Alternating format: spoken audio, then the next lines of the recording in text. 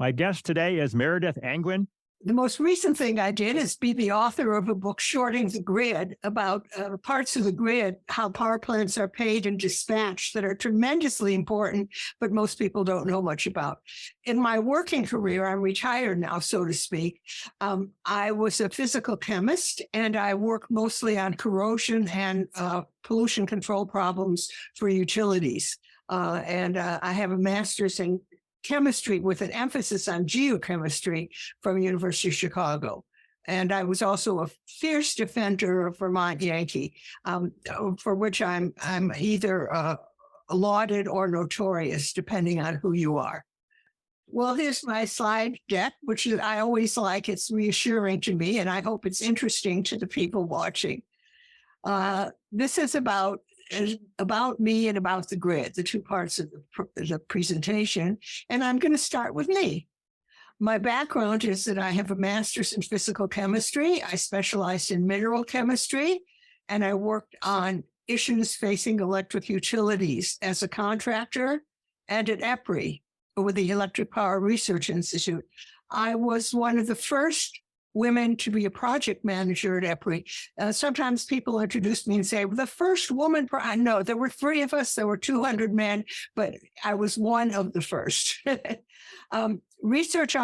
did research on pollution control and corrosion control for geothermal plants, gas-fired plants, especially NOx, that was the thing with the gas-fired plants, and coal-fired plants, NOx and SOx, that is nitrogen oxides and sulfur oxides, and nuclear plants which don't put out any air pollutants, but do have corrosion problems, as all power plants have.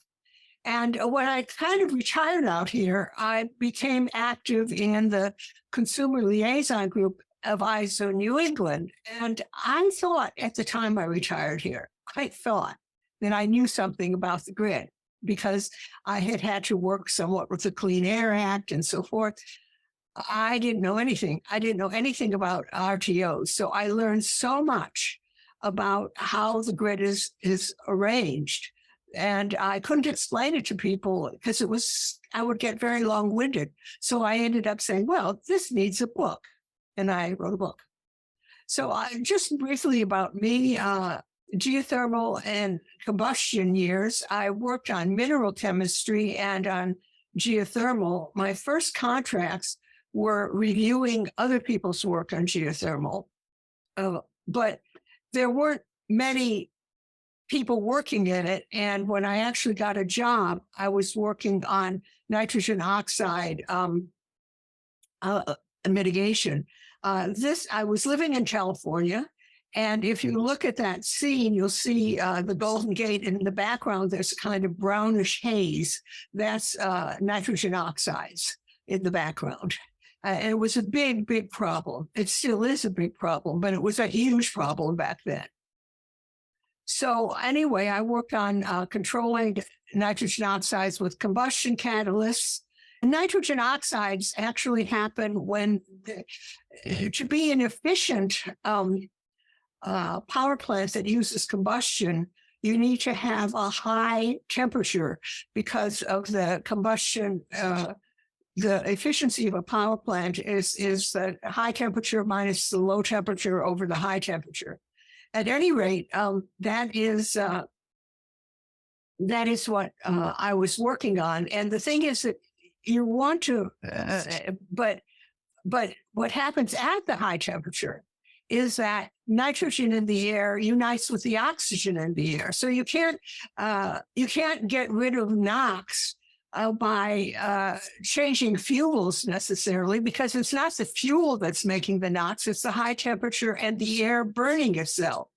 And you can't put platinum on there because it will evaporate at those temperatures. Your platinum is fine at the back end of your automobile, but it is not good for a high temperature combustion system. So I am the principal inventor on some patents for catalysts that were transition metals in aluminum matrices just to prevent NOx.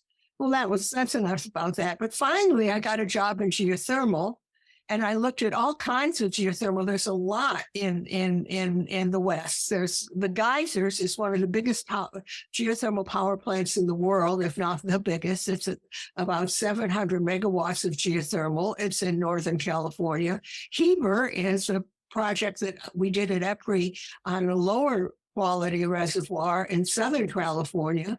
I visited Los Alamos to look at hot, dry rock, and we did a big evaluation of what are called the geopressured zones on the Gulf Coast, which you can think of as bad quality geothermal wells or bad quality gas wells, depending on how you want to look at them. And one of the things that was interesting is that the corrosion in geothermal, a lot of it was because the geothermal waters are often very briny, 3 times seawater. And the way we try and calculate how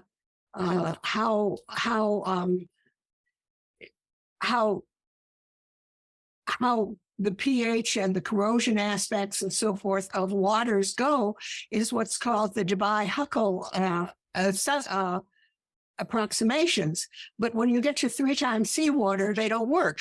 And it turned out that, to my surprise, the steam generator project office also had some problems because tube seat crevices were 3 times seawater. And so I was really surprised that 3x as a shorthand in geothermal was also 3x as a shorthand in nuclear. And that's because it concentrates the crevice. They keep the water clean to parts per billion, but you can't stop the concentration process well. So at any rate, I began working with the nuclear guys because we had similar problems. And eventually I was asked to join the nuclear. So when the steam generator project office. So I began working on practical and theoretical issues for nuclear, including big thermodynamic modeling things, model boilers, which are huge, which are supposed to model the concentration plus corrosion process, and simple semi-solutions, which is better alloys and cleaner water. Anyway, I eventually had my own company on nuclear corrosion. And I just want to say one thing before that. My own company was a situation of high personal growth for me because it was responsible for projects and payroll. I got to travel, and I was both around the United States and in Japan and Europe. The whole thing, I don't know why it's going that way. Okay. The whole thing, why is this a picture here? This is a picture from No Highway in the Sky. I was taking a course called Great Books of Management. And it was a course that was only being given at the place that I was working for Knox, because the head of the group just thought that we were spending all our time with PERT charts, and that you never manage a project just by PERT charts. The date of inception, the expected date of completion, is it complete? With PERT charts, you end up with a lot of things that are 90% done. Anyway, so we were reading Great Books of Management. One of my favorites was the book on which No Highway in the Sky was based, which is Neville Shute's No Highway, which Neville Shute was an aeronautical engineer. And in No Highway, the Jimmy Stewart character is pretty sure that a fatigue problem is causing a newly minted plane to crash. Nobody will believe him. A pilot who knows people who were in one of the planes that crashed said, "Oh yeah, the pilot's dead, so pilot error's the answer." He was very cynical about, let's blame the pilot here. So anyway, I felt that this was a real practical. We read We read nonfiction, we read fiction, and we discussed it from the point of view of how is this project being managed? Do they have all the information they need? Are they believing people who have information? Anyway, it was just great. So at any rate, around 2000, utilities were in a state of turmoil. My company wasn't doing as well as it could because it was hard to get contracts. Everything was, they were switching over to the generation utilities plus distribution utilities model. And I became a check writer in several firms, and because I was in Palo Alto, and Palo Alto was boomtown at that point. I mean, not closing my company was just a way to really get some solid jobs. And anyway, so later I moved to Vermont to be closer to family. Once I got to Vermont, I began a blog, Yes, Vermont Yankee, and a book I wrote, Campaigning for Clean Air. But as I was writing about Vermont Yankee and supporting it, I began writing about the grid because the Vermont Yankee interacted with the grid. So anyway, what basically happened is a man in the Consumer Liaison Group with ISO New England emailed me, and he said, I'm reading your stuff about the grid, Meredith. Have you ever thought of joining the Consumer Liaison Group? And I thought, what is the Consumer Liaison Group? It's not very well known. And I was writing about the grid and I was interviewing people about it, but the Consumer Liaison Group was not on my radar. And in all honesty, it wasn't on many people's radar because much of the grid is sort of closed, in my opinion, to outsiders. And that was my first example of it. So enough about me. And now we can move on to the grid. And hopefully I haven't taken up the whole thing talking about me. Did you want to tell us what Vermont Yankee is for the uninitiated? Oh, yes. Yeah. Yes. Yeah. Vermont Yankee is a nuclear power plant in Vermont. It made 70% of the electricity that was made in Vermont, but it was closed down for mostly political reasons. And it was very upsetting. I was trying to defend it. And I swear the legislature could come up with a new tax every other day to be for any power plant over 500 megawatts. Well, then guess what? There was one. And anyway, it was quite an education in real politics and how a governor with a reasonably friendly legislature can pick and choose things. So onward to what you wanted to hear about, which is about the grid. So here's my presentation outline. What is a strong grid is a really important question because, the subtitle of my book, Shorting the Grid, is the hidden fragility of our electric grid. Well, if I'm talking about fragility, what's fragility? What's strong? So I have to start with that.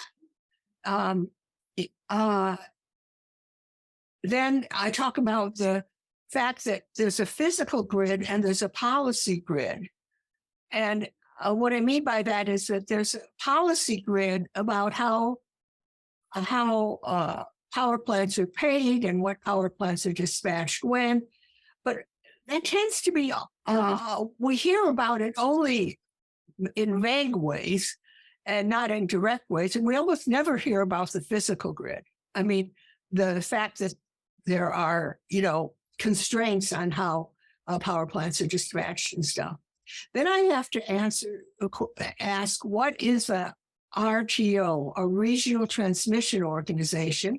And that is a very important question. And when I started this, at least before I wrote the book, not only did people not know what an RTO is, but a regional transmission organization, but they didn't know if they lived in an area serviced by an RTO or not. I mean, it was really, anyway. So then I'm going to talk about the auctions and about the fatal trifecta for a grid and conquering the fatal trifecta, and then questions. Hopefully you'll have questions. Or perhaps not. Perhaps I explained everything so perfectly. Yep. Okay, you never know. So what is a strong grid? In my opinion, this list shouldn't be controversial. The strong grid has reliable electricity, relatively inexpensive electricity, so electricity can be used for health and happiness and manufacturing, and electricity made with low levels of pollution and ecosystem disruption. And this should be, in my opinion, just general knowledge. And of course it is in some ways. In other ways, there are people who think that electricity should be expensive so we can use less of it, not worrying too much about the effect on the people who can't afford things well. I mean, it's okay if you're a hedge fund manager that you have a higher than usual electricity bill, but maybe if you're working, at a little company that's not doing well, and your kids are working at fast food places, maybe you don't. I mean, you're still, everybody's working their tail off, but maybe you don't have a lot of money for the electricity bill. And in some ways, it amazes me because when I was at EPRI, we would have loved the idea that everybody wanted to pay more for electricity at the Electric Power Research Institute. That would have been heaven. But we didn't expect that. We expected that we had to keep the prices down, or the Public Utilities Commissions would go and say, uh-oh, not good. We're going to fine you for all those high prices. So in my opinion, this is it. If you don't have reliable electricity, you don't have anything. Or to quote my friend Robert Bryce, what's good for Generac, the maker of generators for the home, is not good for the United States. If everybody has to buy a home generator, this isn't a grid that people are going to flock to and want to move their businesses to, and so forth and so on. So onto the physical grid and the policy grid. There's two grids. There's a physical grid and a policy grid. The physical grid is, well, you can see most of it out your window. There's transmission lines, there's distribution lines, there's substations, and there's a central room with dispatchers that are saying, this power plant go on, that power plant don't go on. There's linemen, there's generators, there's edge users that also have solar. This is all part of the physical grid. It's the part that actually gets it to the point where you go and you can just turn on the light, in your house. The physical grid makes it possible to turn the lights on. It's mostly limited by laws of physics, not regulations. Now, of course, regulations have a huge effect on it, but the physical grid, is the physical grid. It is the stuff that happens. The policy grid is mostly about how the physical grid gets paid. So, and about policy objectives. So, for example, net zero is a policy objective. Net metering, that is, I'll have a solar on my roof, and when I'm sending that solar to the grid, my meter will run backward, and I'll only pay the net, that is, how much I got from the grid versus how much I sent to the grid. Renewable portfolio standards, of course. This is mostly about how the physical grid is paid and policies that affect that. So I want to say that the two grids are frequently confused, and I wish they wouldn't be, but I know they are. So let me give you an example. Vermont Yankee was a power plant that was running until 2014. It had contracts with Vermont Utilities that ended in 2012, which is when its license was renewed. Its NRC license, that is, it's the Nuclear Regulatory Commission license, was renewed in 2012. Vermont Yankee continued operations after 2012, selling into the auctions. And I'll talk about the auctions later. So you selling into a power pool as opposed to a contract with a utility. In 2013, anti-nuclear people, and I was fighting very hard for Vermont Yankee at that time, anti-nuclear people said, we don't need Vermont Yankee. We're not even using it now. Well, no. Was that a deliberate confusion or an honest mistake? Either way, Vermont was using Vermont Yankee power in 2013. Changing a contract does not change the wires. What you can't keep label an electron. So what it boils down to is if Vermont Yankee was online and you lived in Vermont, you were getting pretty much the same amount of power from Vermont Yankee in 2012 and in 2013. Vermont Yankee was being paid a different way, but that wasn't necessarily your business. But then as I've been working on things ever since then, I began to understand that there's a third grid. You know, Meredith, they're proliferating. No, the thing is that you mostly hear about what I call the third grid, the could grid. If you open the paper and you want to know facts about the physical grid, you're not going to find them very much. But everybody, all over the web, all over the paper, you hear about the could grid. With battery breakthroughs, we could use just wind and solar. Forget those old legacy plants because batteries are, or, fusion or whatever is just around the corner. And, even if there's a lot of research, it doesn't turn into deployment very quickly. You have to have permission to build the bigger thing, and you have to have somebody ready to build it.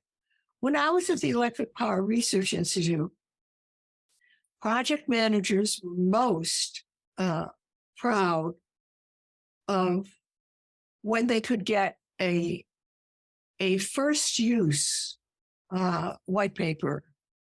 It was actually one page. That is, I had a project here and this utility used it first. We used to say that the utilities always wanted to be second use. They wanted someone else to test it out.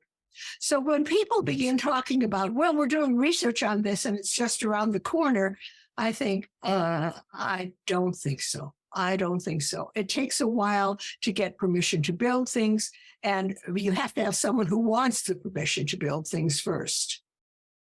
So, okay, so now I have finally gotten to the regional transmission organizations, and I think I'll take a little breather here and just have you contemplate the picture.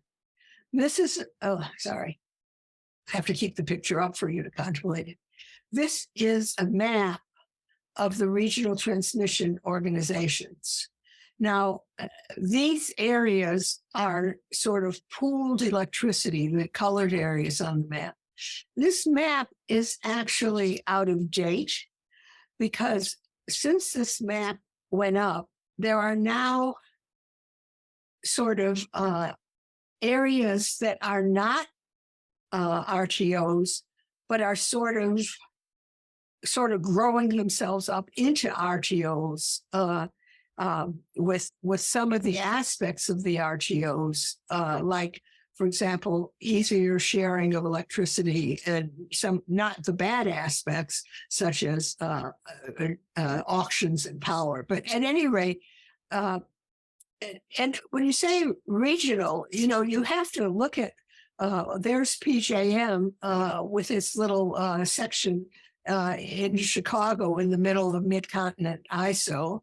And then you've got a whole bunch of the Southwest Power Pool in the middle of MISO up there in North Dakota. And yeah, and then anyway, so what I'm trying to say is that those are the regional ones. The ones that are one state at a time actually have a better deal in some ways because they have more flexibility, but at any rate. So I just wanted to talk here about the major types of grid governance. The white areas on that map were traditionally vertically integrated areas where the utility is responsible for reliability and the utility owns power plants and distribution systems. The transmission systems are regulated by the federal government. They're often cross state lines, and they are regulated by the federal government. The vertically integrated utility receives a rate of return set by regulators, and its major regulator is its state public utility commission. And if it turns out to be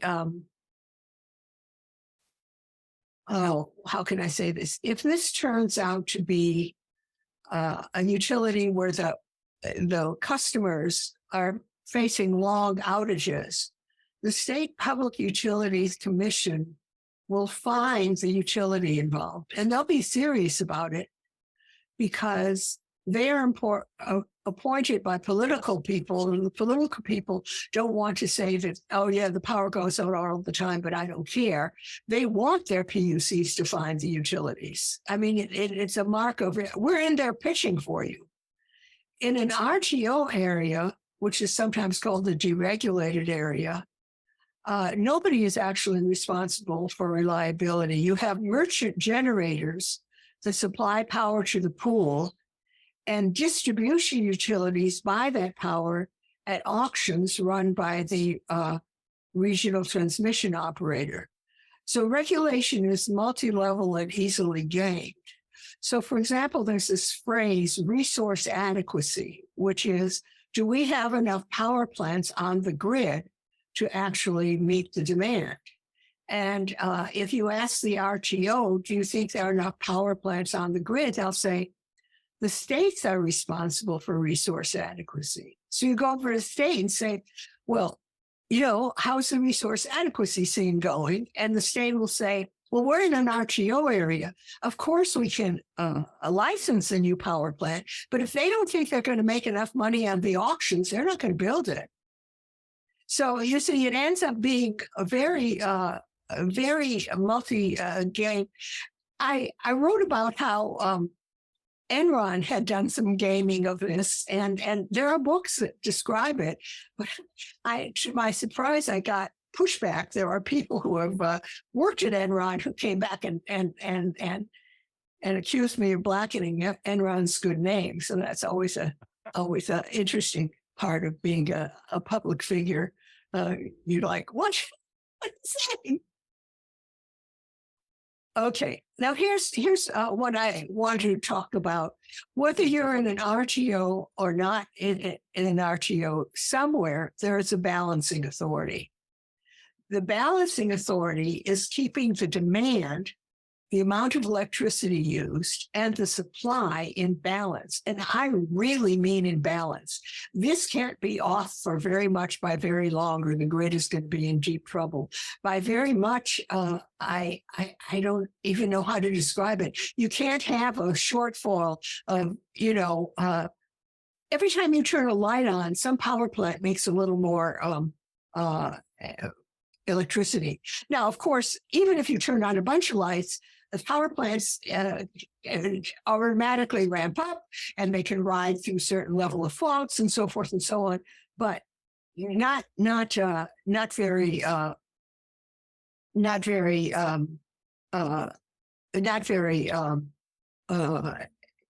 It's not trivial. And I want to look at this. For example, if you're in Britain and you're in the balancing authority, you keep track of the rugby and soccer matches. And the reason is that at the breaks, everybody goes in and plugs in their electric kettle. And you've got to be ready for that. You've got to have some plants ready for that. So at any rate, this is the balancing authority people have several desks, and they have track LNG tankers, they track the situation in gas pipelines, they track what kind of transmission lines might be about to get overloaded. They tell power plants, I'm going to need you probably in 5 minutes. You better begin ramping up, or I'm going to need you in half an hour. Anyway, or they say to the power plants, okay, the peak is over. You can go offline now, and so forth. So this is the issue for all the grids, and this is an old chart from 2016, but I like it because it's so simple. The charts are getting more complicated looking, and you can't always see what's going on. So here's a day in April, and at midnight, 00, there was about 10,000 megawatts demand on the grid, or maybe 10,000, 11,000. At 3 in the morning, it was down to 10,000. No, it was at 11,000, and then it went down to 10.5. I'm sorry, the orange is the actual, the blue is the forecasted. One of those desks at ISO New England is keeping very clear track of forecasters versus actual, so they know what plants were not planning to come online that they have to ask to come online. So then there's a peak. Then there's a little dip because people have home solar in the afternoon. And then around 6 o'clock, the home solar goes away, and at 6 o'clock is 1,800 on this, and the power on the grid goes up. And so varying demand is an issue for all grids, and why they all have balancing authorities. And then if I'm in a small audience with people in front of me that I can see and they can see me, I said, okay, what's wrong with this picture? What's the sort of not so truthful part of this picture? The lowest point is 10,000 megawatts. It's not zero. It's not zero. And so when somebody tells me that there is no such thing as base load, I say base load is the amount of electricity that's needed 24 hours a day. And yes, there is. In this picture, for example, there's 10,000 megawatts that are being needed all the day. And then in the early evening, it's going up to about 15,000 megawatts. So I really feel that this is, now, ISO New England isn't trying to lie by putting this up. It's just sort of like people don't need to have extra space taken up on their website by showing the lower part. But anyway.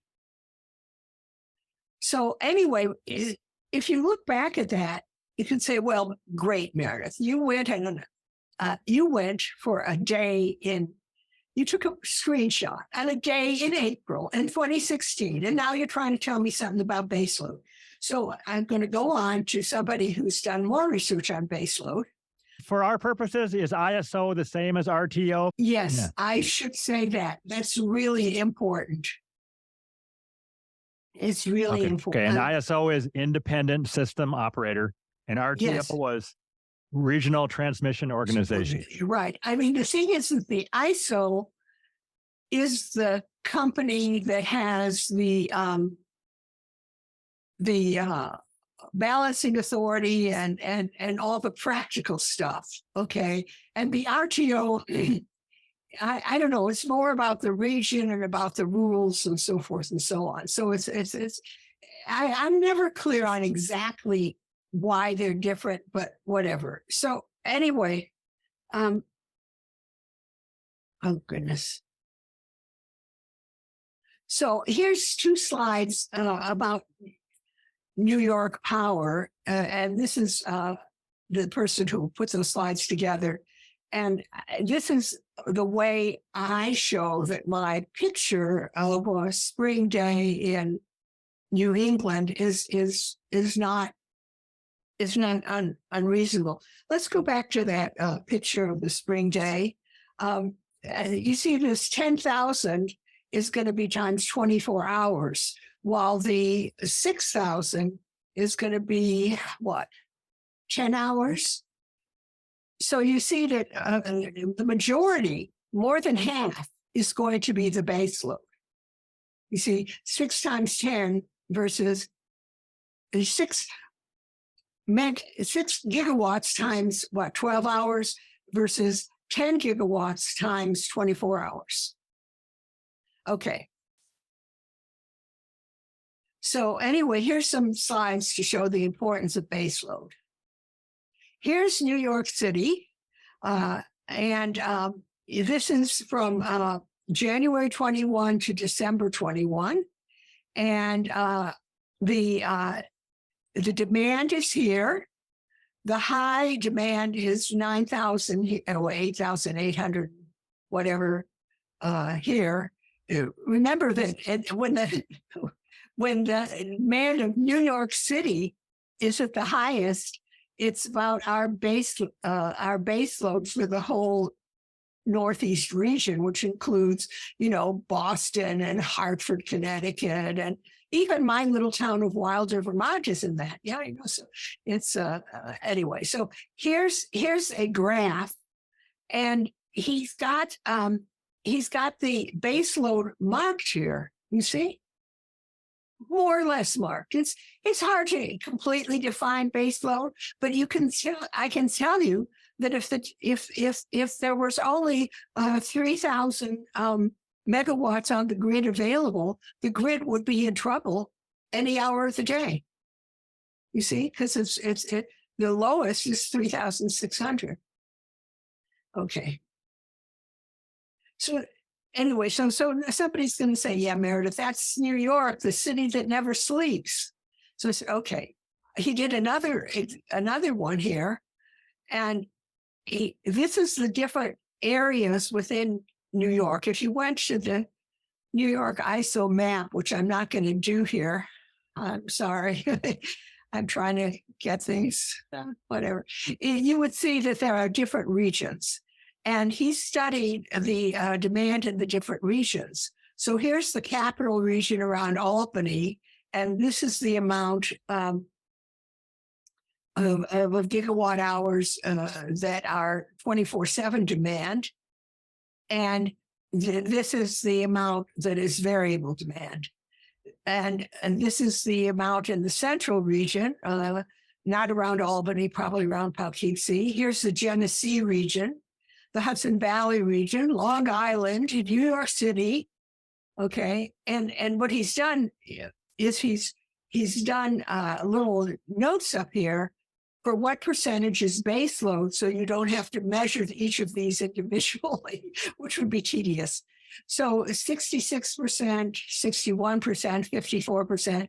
So depending on where you are, it's between 54 and 69% of the power that's used in New York City is baseload power. And the other things to point out is that a lot of these areas are pretty rural. New York is a great place for growing apples. It's a great dairy farm place. It's not all Manhattan. And so if you looked at this and said, yeah, well, New York City, but if you begin looking at Hudson Valley and the northern areas and so forth, you have to realize that baseload is pretty important. So now we have to look at the auctions, and I hope I can explain these reasonably rapidly. And the RTO isn't just a balancing authority, it also runs the auctions. There are several auctions for most RTOs. Some RTOs only have an energy auction, Texas does. But the usual auctions are energy, capacity, and ancillary services. And there's economic dispatch in all the auctions. The least expensive is dispatched allowed on the grid first. This has some caveats because if your least expensive thing is way out in the sticks and you don't have a good, you don't have a good transmission line from it, it may or may not be dispatched first. And this is something that's relevant to a lot of wind energy. Wind energy is usually like on a ridge, not in a town. And so there has to be a line from the ridge to the town. And if that line was only used when the wind was blowing, which is about 40% of the time, not so good. So it joins another line, which is carrying more reliable power. And sometimes the wind energy can't get on that line because it's already full. And so the wind energy will get curtailed. And anyway, I just wanted to point out that although I say, and it's true, that economic dispatch is the rural cheapest plants first, it isn't always the practical result. So let's look for a moment at the some data from ISO New England. And you can see here that the, well, this is, okay. The blue is the energy market. That means that we spent between 2008 and 2020, which was a sort of a plague year, the energy market fell from 12 billion to 3 billion, but it's begun to rebound. Then, if you look at the red, that's the forward capacity market. The purpose of that market is that, for example, let's say you have a power plant that is somewhat expensive, but is necessary for when the demand on the grid is high. Remember, we have to keep matching it. Well, that power plant may say, you know, fine, but how do I know how often you're gonna call on me, huh? And how much you're gonna pay me when you do call on me? Sorry about that. No, actually, they're pretty. So that power plant is dispatched occasionally doesn't want to depend on energy payments, and so it has a capacity payment ahead of time, and the capacity payments become more important as the energy payments go down. And as you can see also, I think this is worth noting, that the transmission payments are going up and up and up, from 0.9 billion to 1.8 billion to 2.7 billion. And part of this is because transmission is from further away plants. And some of it is because we're building new transmission lines and so forth. Okay. So here's how the energy auctions work. I'm not going to try and get into every kind of auction. They run every 5 minutes. Every 5 minutes is another energy auction, and it's economic dispatch. So the highest priced plant, let me see if I can say that fast. Highest priced plant needed sets the price for all the plants. Some people, when I first tell this to people, people go like, what? But it's true. So let's say that plant A bids in at $20 per megawatt hour, plant B bids in at 30, and plant C bids in at 40. Let's say the RTO dispatcher says, all you plants are needed. You're all needed. All of you get online. Then all will receive the clearing price, $40 per megawatt hour, set by plant C. So, for example, if a wind turbine bids in at 0 cents per kilowatt hour, I could get into that, but I don't think I'm going to. It's because they have out of market revenue sources such as subsidies, so they can bid in low to get into, be sure to be online. And the clearing price is 40, they're getting 40. So I have a section in my book about whether we really need pay as cleared or pay as bid. There is a controversy. It's not written in stone. It didn't come down from Mount Olympus or Mount Sinai that it has to be this way. So let's look at a power plant. A power plant owner wants high clearing prices. The reliability of the grid is not their department. They are a merchant generator. They want high clearing prices. So part of the problem with rolling blackouts in California is that one entity owned several power plants. By taking some offline or by putting plants online that didn't have transmission to carry them, it forced the grid operator to use more expensive power plants. You see, economic dispatch, and then it got those expensive prices.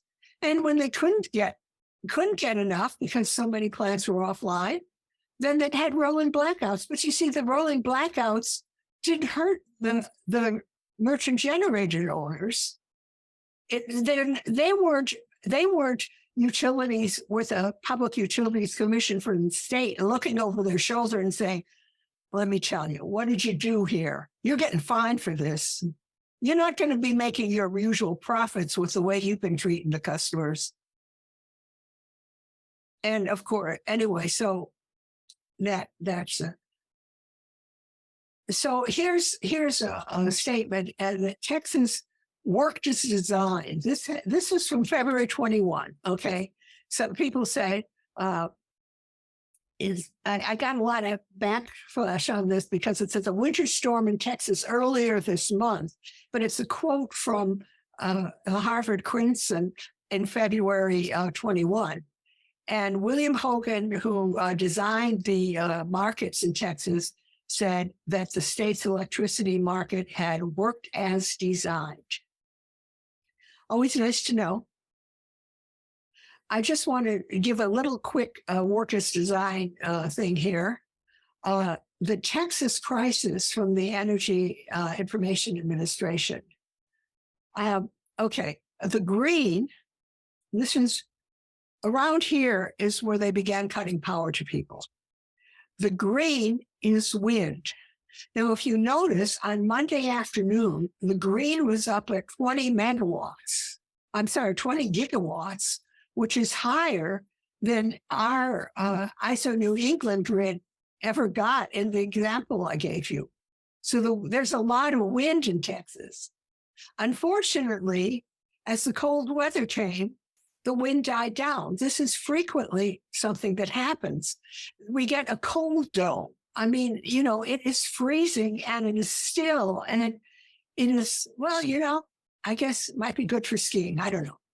So the wind died down, but luckily the natural gas, which is this, picked up and very quickly made up for the fact that there wasn't any wind. Natural gas is the backup fuel. And as usual, nuclear just perked along, but then one of the plants had a problem and it went off. But the thing is that compared to what happened with wind here and what happened with where's coal? Coal went down much more percentage-wise. Wind disappeared, went down to zero here. Solar got snow on the panels. I mean, it was, what I'm trying to say is comparatively, So anyway, here's natural gas doing its darndest to keep the grid together, but they didn't have enough natural gas for the circumstances. Some of the natural gas systems were having trouble because of the weather. And also, this is ridiculous, but true, the natural gas compressors in some areas are run by electricity. And so when they did rolling blackouts, they shut off natural gas to some power plants. it was really very difficult. And there are many, many lessons to be learned from this. Okay. But I'm just trying to show you that after the incident, there was a lot of fighting back and forth. It's because renewables just lay down on the job. Look what happened to wind. Look what happened to solar. No, it's not them. It's the way natural gas fell off the cliff. It's a system problem. If natural gas wouldn't have fallen off the cliff, perhaps, if it didn't have to make up for the 20 megawatts of wind that didn't happen. But on the other hand, it did fall off a cliff. So, I mean, it's worth looking at this. You can amuse yourself with it and after the talk. So here's my description of a fatal trifecta for a grid. I spent a lot of time, I wrote the whole book, and then afterwards I thought, it's much simpler. It's much simpler. Why didn't you see it? When you over-rely on renewables that start and stop on their own schedule, not on the demand schedule, and you back up the renewables, which is with natural gas, which is delivered just in time through pipelines, and just in time, it's not stored at site. I mean, nuclear plants have fuel stored on site. Coal has fuel stored on site. Oil can be stored on site.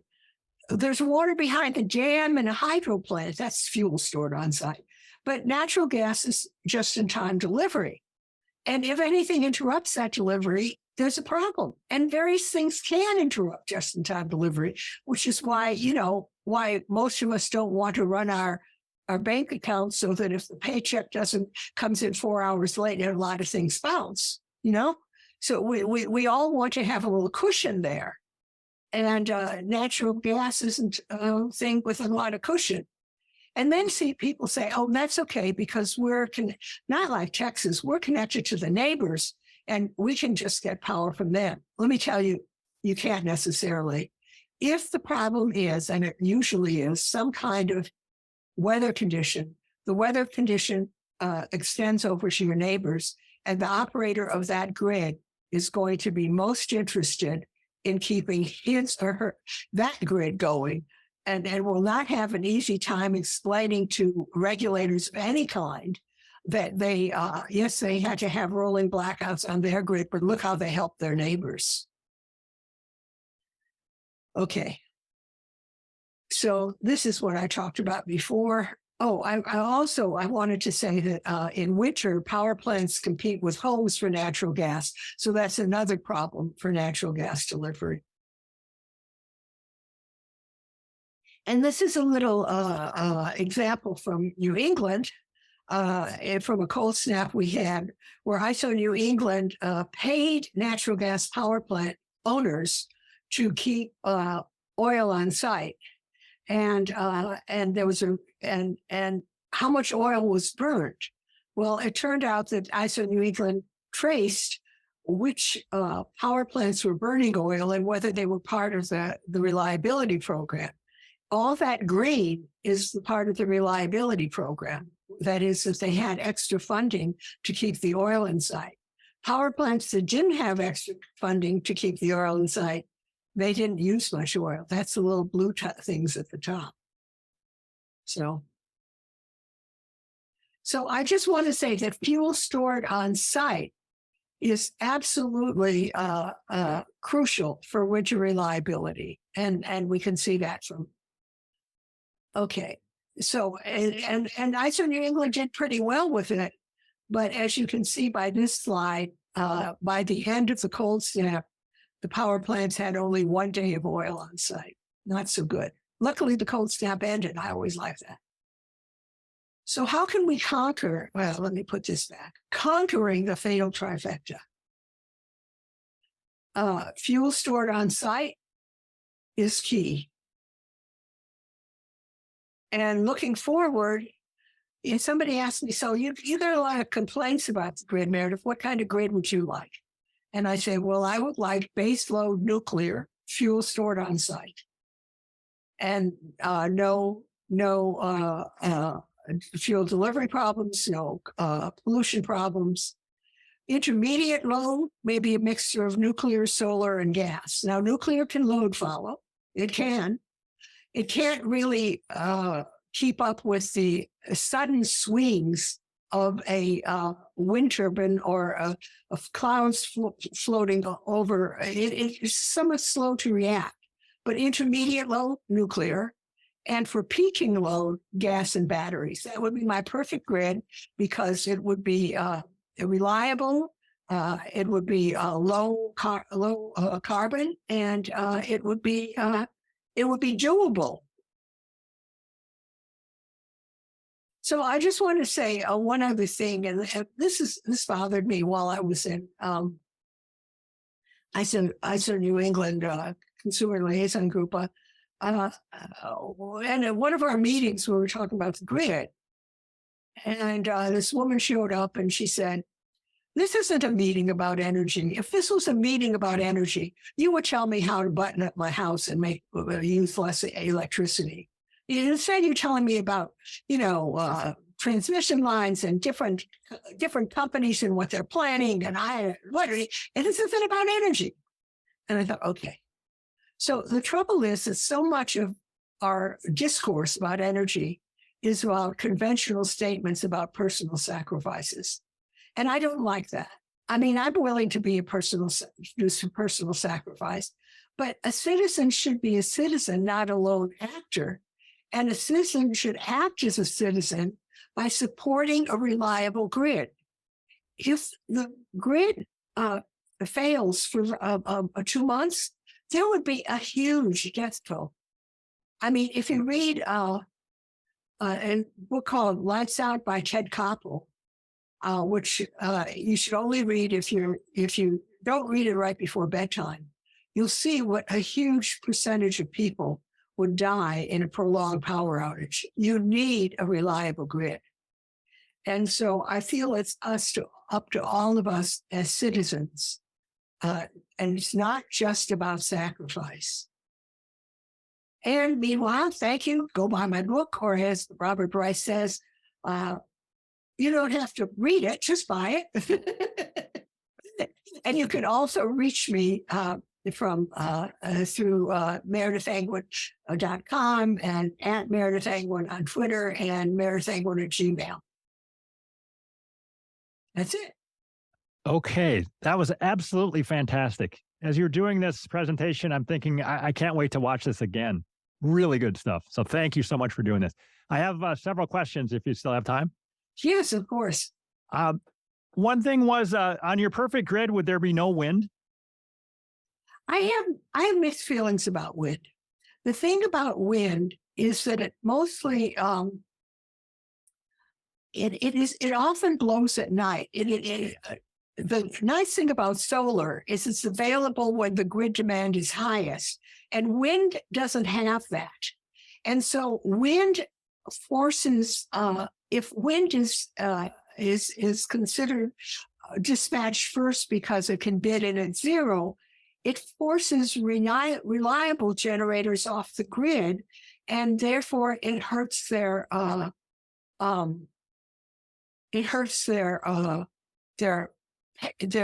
income stream. And it basically, when you begin using wind, you end up with the wind having to be backed up by natural gas, as we saw on the Texas grid. And so all of a sudden, you're going to have a lot of people saying, "You understand, don't you, that solar, you understand that there is no such thing as base load. All you need is wind and some backup." So that's, if you could have the wind blow only, or if you only utilize wind in high demand times, I think that would be fine. I'm not against wind. Okay. I mean, from my perspective as a layman, I would think that trying to add a lot of wind power to the system makes the grid worse, not better. Oh, it does. It does, yeah. Because it goes on and on. inconstant is the wind, right? Inconstant is the moon, inconstant is the wind, all that sort of thing. No, and it does make the grid worse. And also, if you think about it, here's a baseload plant, like a nuclear plant or even a coal plant. And it is designed to run steadily and cheaply. It's like a semi truck, okay? A semi is designed to run steadily and carry a lot of stuff. But if you begin saying we don't need semis because, after all,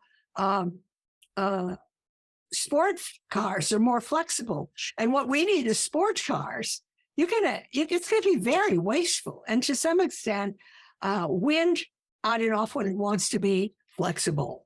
Gas on and off when it wants to be flexible, but not cheap. Flexible and reliable and steady are not the same thing. Very good.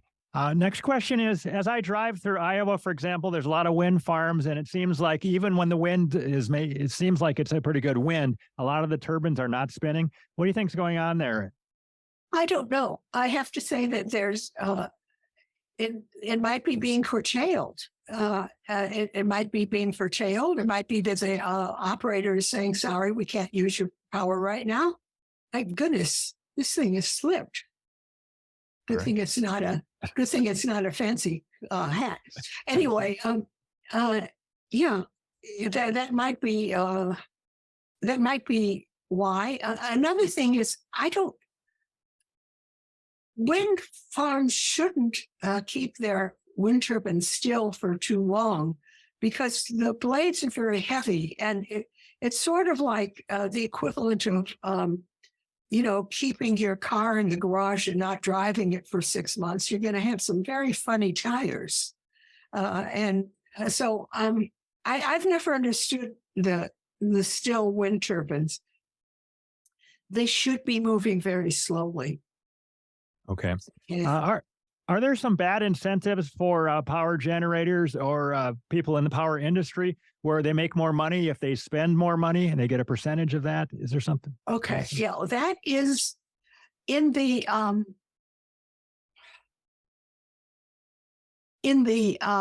vertically integrated utilities.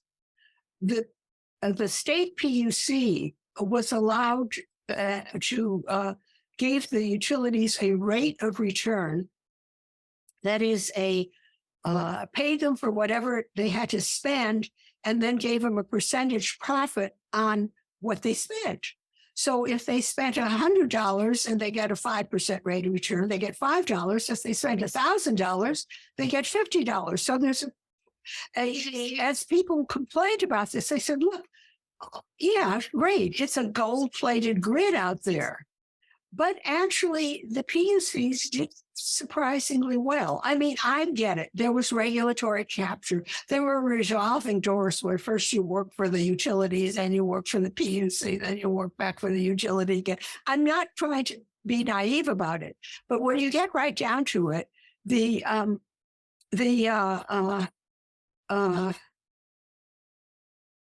utilities, the vertically integrated areas, tend to have PUCs that actually look over the shoulders of their utilities and don't want the rates to rise too much, because that'll look bad for whatever governor appointed them. I'm also going to say that to some extent, somebody said, are we going to ever go back to vertically integrated utilities? And I said, probably not, but in a way, we're going back already, but we're doing it one reliability run contract at a time. Because when too many of the legacy power plants go down, go offline, they say, well, I can't make it. I'm sorry, I can't make it bidding into this auction. Then the reliability goes down, and the RTO might say, well, I'm sorry, but we're going to have to pay you to stay online. We're going to pay you more than the market price to stay online.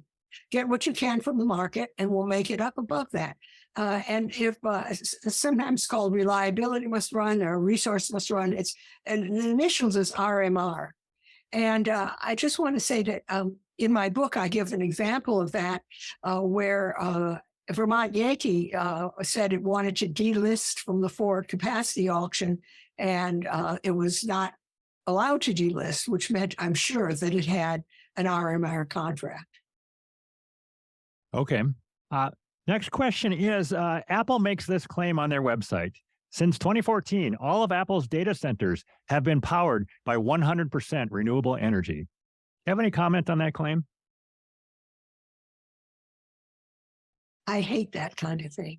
They are not being powered by renewable energy. They're connected to the grid just like anybody else. And because they don't want their data centers to go down, they have backup diesels, I'm sure, because they really don't want everything to go out if there's a power failure. Okay, what they are saying, really, if you translate it, is that there's something. If a wind turbine makes a kilowatt hour of power, it makes something invisible. Also, it makes a renewable energy credit, which can be sold, and it turns out that the many places buy up these renewable energy credits. Utilities buy them because they're required to have this percentage of renewables on their system. And this is the easiest way to get them. You get a piece of paper, or maybe you just get an electronic piece of paper. But there's no reason that a big company that wants to virtue signal can't buy them. As a matter of fact, the ones that are required, called the compliance market for renewable energy credits, I think compliance is more expensive than the voluntary market. So it's probably a good bargain for Apple to go into the voluntary market and buy RECs, renewable energy credits. All right. Yeah, I think it's straight up fraud that they're saying that, because they're not doing what they say. So another question is, just as you travel around, do you enjoy just looking at the physical grid? Can you tell what's happening? You're looking at the different transmission lines and substations and stuff and wondering why they're doing it that way. Anything like that? Well, sometimes I am. I really like a good substation, and you can tell a transmission line by how many kilovolts it has, by how high it is, and how long we would call them insulators they're not called that in the industry, they're called dielectrics. But anyway, yeah, I enjoy them, and I enjoy seeing them. And a friend of mine just went around the country. He said, some people go around the country looking at railroad trains and railroad yards, and I go around looking at utility systems. Very nice. I thought so. Any other questions that I forgot to ask that I should have asked before I let you go? I don't know. I guess I would like to say that one question that is not answered or answerable very well is, where is the consumer's voice in the RTO system? Now, in the public utility system, the PUC meetings are often open to the public. The integrated resource plan is published for public comment. In the RTO system, it's very closed. Sometimes the public isn't even allowed into the meetings. Reporters may not be allowed into meetings. You basically have the situation that they'll tell you what they want to tell you. And I don't like that as a member of the public. All right. Do you think that the country would be better off if we just went with vertical integration instead of the RTO system? Probably.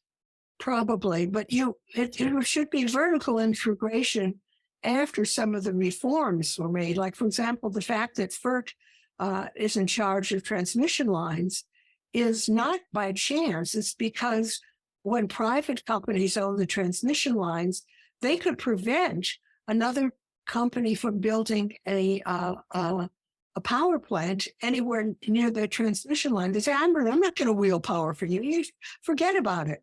And so an example in the book, well, it's an example you can find anywhere. The Otter Tail Power wanted a rural electric cooperative wanted to build a power plant, but could not get Otter Tail Power to wheel power to their area. And so, yeah, you have to have transmission lines that are not fiefdoms. And I think we have that now. We because of the rules that were put in place around 2000. All right, that's it for my questions. But I really want to thank you. This was such great stuff. Oh, I'm very Appreciate it. glad. And as I say, buy my book. You don't have to read it. That sounds great. You can find me on my website, meredithangwin.com. You can find a lot of podcasts and stuff too that are free. All right. Thank you very much. I'm Meredith Angwin. We'll talk to you next time. Thank you so much. All right. Goodbye. Bye.